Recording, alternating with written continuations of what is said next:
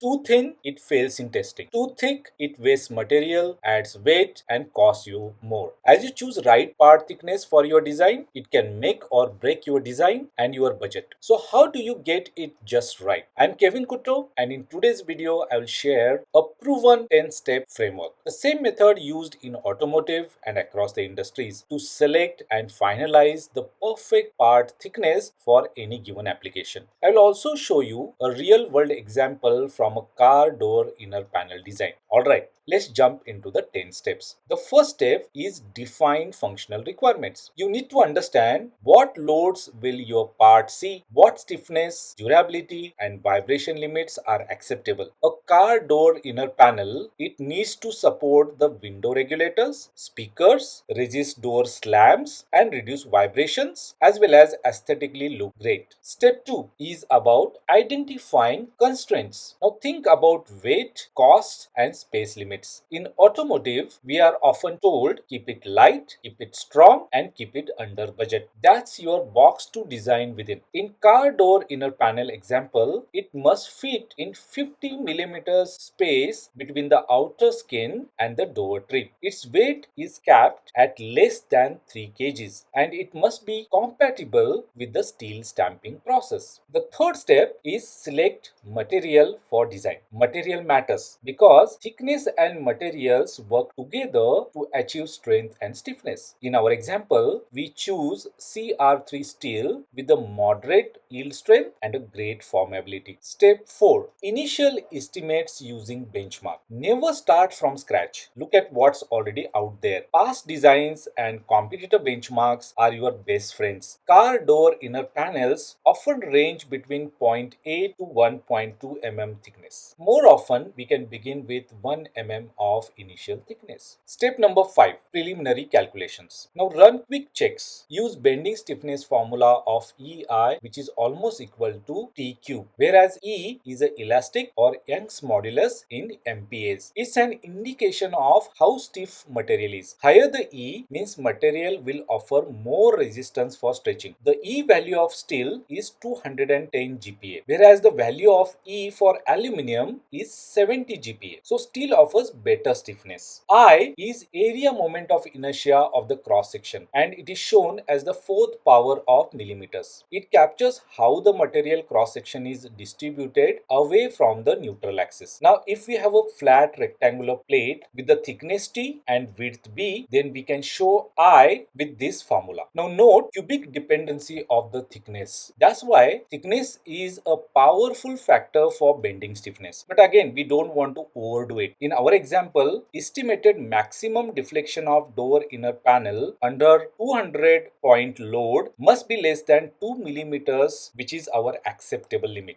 Before we move to the sixth step, I want to introduce you to my signature and top rated mentorship program at Design Geeks Academy, Master Diploma in Plastic and Sheet Metal Design Professional. Now you can learn most in demand design skills, including popular domains. Learn from 35 years of collective global work experience of our industry mentors. You can ask for brochures, free demo classes with ongoing batches, and also avail discounts on the fees by sending WhatsApp to this number. You can also visit our website for more details of the programs. Alright, let's move to the step number 6, which is nothing but finite element analysis. Now, you need to validate your estimates in the step number 5 with the help of simulations or finite element analysis FEA. Simulate static, dynamic, impact and vibration models with the help of simulation team. At this stage, you will see if thickness holds up under the real world condition. Step number 7 is manufacturing considerations. Check if your selected thickness works with the manufacturing process. Now for stamping, too thin can tear. Too thick might exceed machine capacity. So make sure your thickness is producible. In our example of car door inner panel, most of the times 1 mm thickness works very well for stamping process. Step number 8 is prototyping and testing. Nothing beats real world testing. Build a few prototypes, slam the doors 1,000 times, test vibrations and noise and see how it performs. Step 9 is about cost and weight optimization. Now if your part is stronger than and necessary, shave off some of the thickness on it, and you can add reinforcement strategically. Every gram and every penny counts, especially in the high volume productions. Step 10 involves